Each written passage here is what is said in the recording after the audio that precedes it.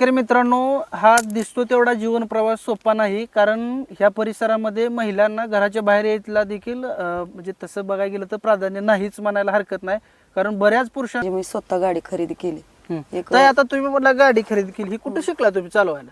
चालवायला शिकली म्हणजे आता कसं झालं, दुसरी पण गाडी भाड्यानं म्हणजे येत होती ना, ते आपलं पुढं मी मुकदमी नाही म्हणून पुढं शेतकऱ्यांना मी महिला पुरवते. माझ्या गावातल्या पण नेते आणि माझ्या शिरनांगी असो, रेड्डे असो, भाळोणे असो, खोमनाळ मधल्या नेले त्या, जाल्ल्याळ मधल्या नेले त्या, बावची मधल्या नेले त्या, पोवट मधल्या, माझ्या तालुक्यात जेवढी म्हणजे आसपासची गावं 1 7 8 10 ते तेवढ्या गावातल्या सगळ्या महिला मी कामाला घेऊन गेले. सगळ्या महिलांमुळे आज मी इथपर्यंत पोहोचले. आज जवळजवळ माझ्या महाराष्ट्रातनं मला इतकं चांगलं म्हणजे माझे कमेंट म्हणजे इंस्टाला माझा व्हिडिओ बघून एवढं काय चांगलं नाव पेज आहे तुमचं? सारिकाताई सलगर.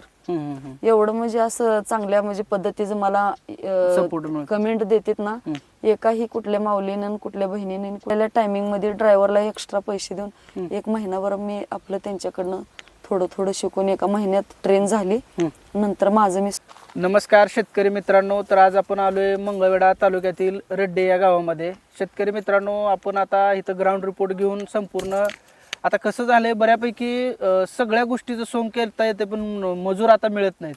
तर सारिकाताईने एक असा उपक्रम राबवलाय की मंगळवेढा पंचकृषीतील असतील, पंढरपूर, सांगोला या परिसरामध्ये कुठेही बायका लागल्या तर त्यांनी स्वतःच त्या ठिकाणी डमडम आहे, ती डमडम घेऊन त्या ठिकाणी ते जागेवरती जाऊन बायका पुरवण्याचं काम ते करत असतात. तर मित्रांनो, जास्तीचा वेळ न घालवता आपण त्यांना त्या ठिकाणी माहिती विचारूया. नमस्कार ताई. नमस्कार ताई, आपला परिचय? माझं परिचय नाव सारिकाताई अंबादास सलगर, दिलंय निंबोनीत. माझं माहेर रेड्डा आहे आणि वयाच्या 14व्या वर्षी लग्न झालं. 2 मुलं येते, मुलं पण शिकायला येते. आता 2010 पासून माझी कामाला सुरुवात आहे.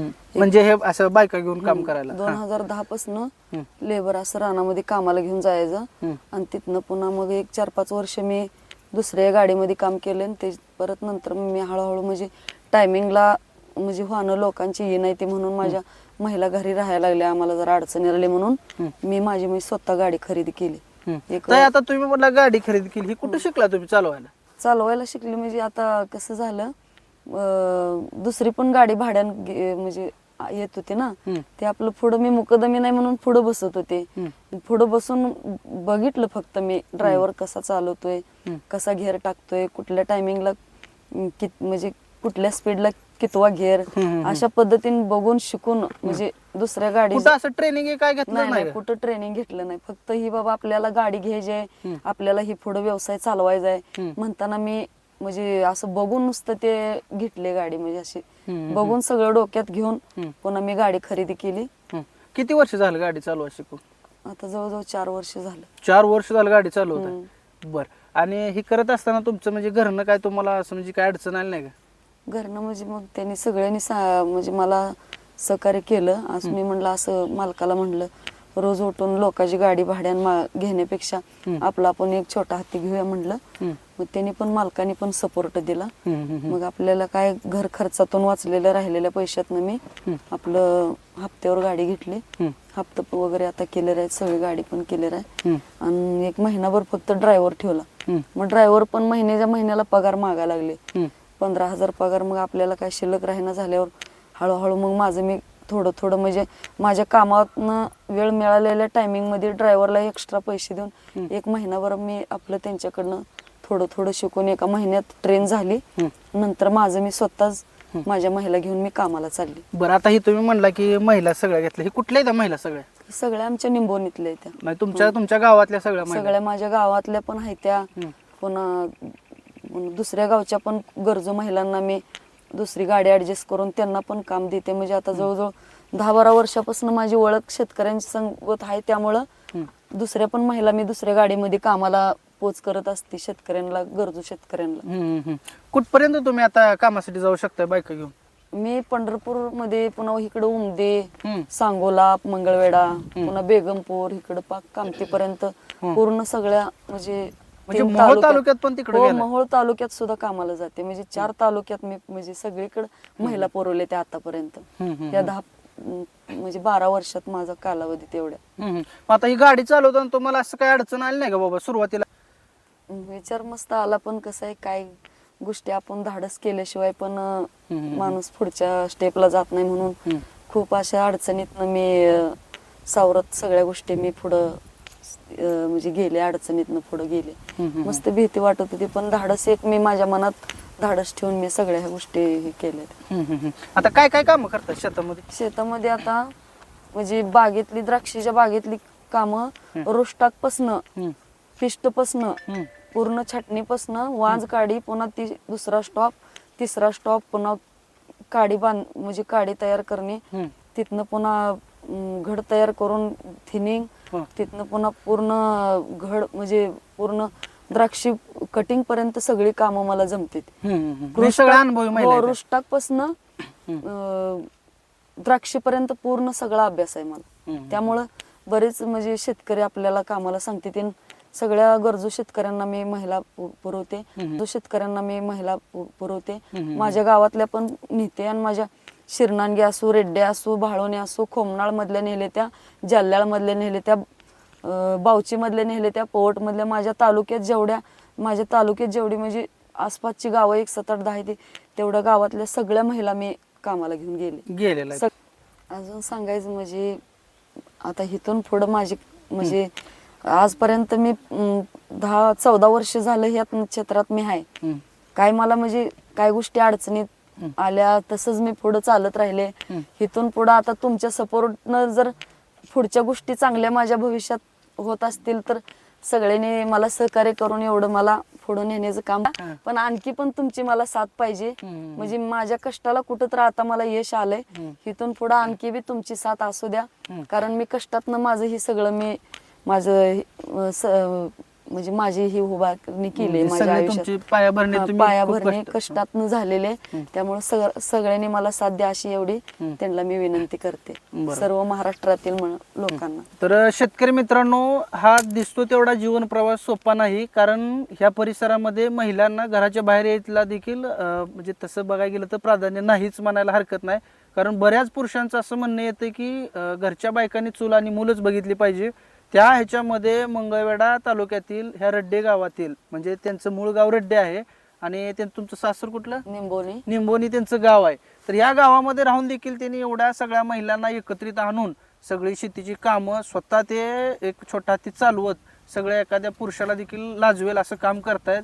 जे कोणी पुरुष किंवा बाकीच्या महिला जे खचून गेलेत की त्यांना नको वाटतंय की शेती करायला लाजतायत किंवा काम करायला लाजतात, त्यांच्यासाठी एक उत्तम उदाहरण म्हणून सारिकाताई यांना आपण बघतोय की चांगल्या पद्धतीने त्यांनी काम केलेलं आहे. तर शेतकरी मित्रांनो, असा सपोर्ट त्यांना करत राहा. खूप प्रेम तुम्ही देताय, असंच त्यांचं म्हणणं आहे की अजूनही प्रेम द्या. तर आपण त्या ठिकाणी यांना बऱ्यापैकी माहिती विचारलेली आहे. व्हिडिओ कसा वाटला कमेंट करून नक्की सांगा, आणि आपल्याला देखील त्यांना भेटायचं असेल किंवा त्यांच्या त्या ठिकाणी कामाला त्यांना बोलवायचं असेल तर त्यांचा स्क्रीनवरती नंबर दिलेला आहे, नंबरवरती संपर्क साधू शकताय. सगळ्यांच्या गोरगरीब महिलांच्या मी गरजा महिलांच्या चुली चालवले. तर शेतकरी मित्रांनो बघा, एक महिला असून देखील याने इतक्या चांगल्या पद्धतीनं आपलं त्या ठिकाणी कामगिरी केली आहे. बऱ्यापैकी आता चूल आणि मूल ही पद्धत बुडलेली आहे, आणि एक सक्षम महिला म्हणून त्यांनी असं काम केलंय की प्रत्येक शेतकऱ्यांना आता ह्यांच्या कार्याद्वारे एक आव्हान आहे की तुम्हाला जर बायका लागल्या तर आता आधीसारखं रोजगारी नाही तर मग शेती पडाक राहायचा आता ही उद्देश संपलेला आहे. तर आता आपण ह्या दादांच्या इथं येऊन यांनी त्या ठिकाणी कशा पद्धतीनं काम केले आणि काम कसं चालतंय आपण यांना विचारू. आजचं आता कसं नियोजन होतं तुमचं? माझं तिकडं ज्वारी काढणी सीझन आहे ना, ज्वारी काढणी मोडणी, मग तिकडं पण आमच्या महिलांना जसं काम करेल तसं तिकडं पगार पडतोय. तिकडं जास्त पगार असताना दादानी फोन केला मला, पिंटू दादानी, असं असं सारिका तर आमच्या कारली दोडकं तोडायचं तर कारली म्हणजे जरा नडीचं काम आहे या म्हणलं तर मी सगळं तिकडलं काम थांबवून मी ह्यांच्याकडे आले. विचाराय त्यांना आपण रोज, त्यांनी कधी अडचणीला बोलले. काय सांगताल तुम्ही, यांचं कसं वाटतं काम हे आपलं ते तुम्हाला यांच्याबद्दल? उद्या जरा येराची बांधणी चालू आहे, म्हणलं अर्जंट काम आहे इथं, बाया तेवढं उद्या घेऊन या म्हणून सारे त्यानं उद्या आज बाया आणलेत आणले त्या. बरं, आता सुगीचा दिवस आहे तर तिकडे आता हजेरी जास्त पडते, मग कसं आपलं कसं आहे रोजचं आहे ना, म्हणजे एका दिवशी 4 दिवस सुगी आहे, परत आपण रोज रेग्युलर मध्ये म्हणलं सारे करा ये जाते काही बी करून. म्हणजे तुमच्या शब्दाला मान देऊन त्या ठिकाणी किती बाईक आणले त्या? 20 बाया आणल्या. 20 बाईक आणले त्या.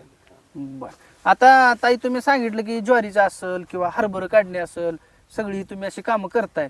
मग एवढं सगळं करत असताना आता कसं असतं बऱ्यापैकी पैशाचं काही सोंग करता येत नाही, तर हे सगळं अर्थव्यवहार कशा पद्धतीने चालवत आहे?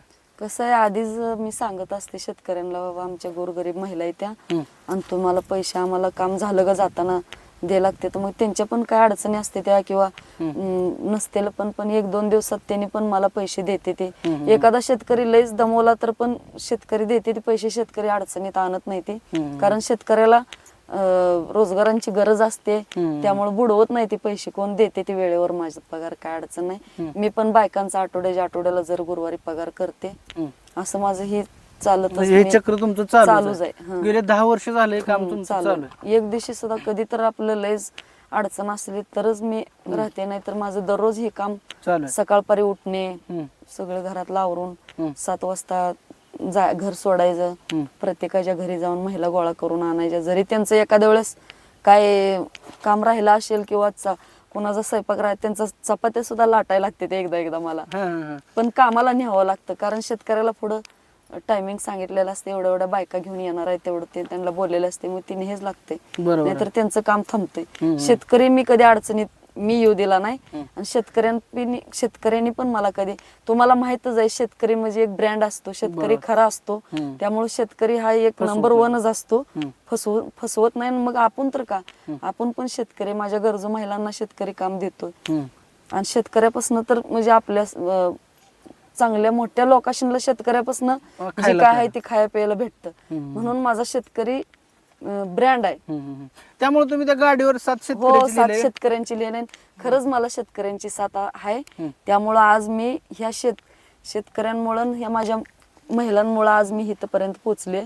आज जवळजवळ माझ्या महाराष्ट्रातनं मला इतकं चांगलं म्हणजे माझ्या कमेंट, म्हणजे इंस्टाला माझं व्हिडिओ बघून एवढं चांगलं, पेज आहे तुमचं सारिकाताई सलगर, एवढं म्हणजे असं चांगल्या म्हणजे पद्धतीचं मला कमेंट देतात ना, एकाही कुठल्या माऊलीनं, कुठल्या बहिणीने, कुठल्या भावाने मला वाईट कमेंट नाही, सगळ्यांनी मला चांगले कमेंट, माझ्या 1700च्या पुढच्या कमेंट आहेत. एका दिवसाला मला 700-600 कमेंट आले, त्या पण इतक्या चांगल्या ना, मला पुढे उत्साह देण्यासाठी, मला पुढे धाडसान पुढच्या कामात मला धाडस मिळण्यासाठी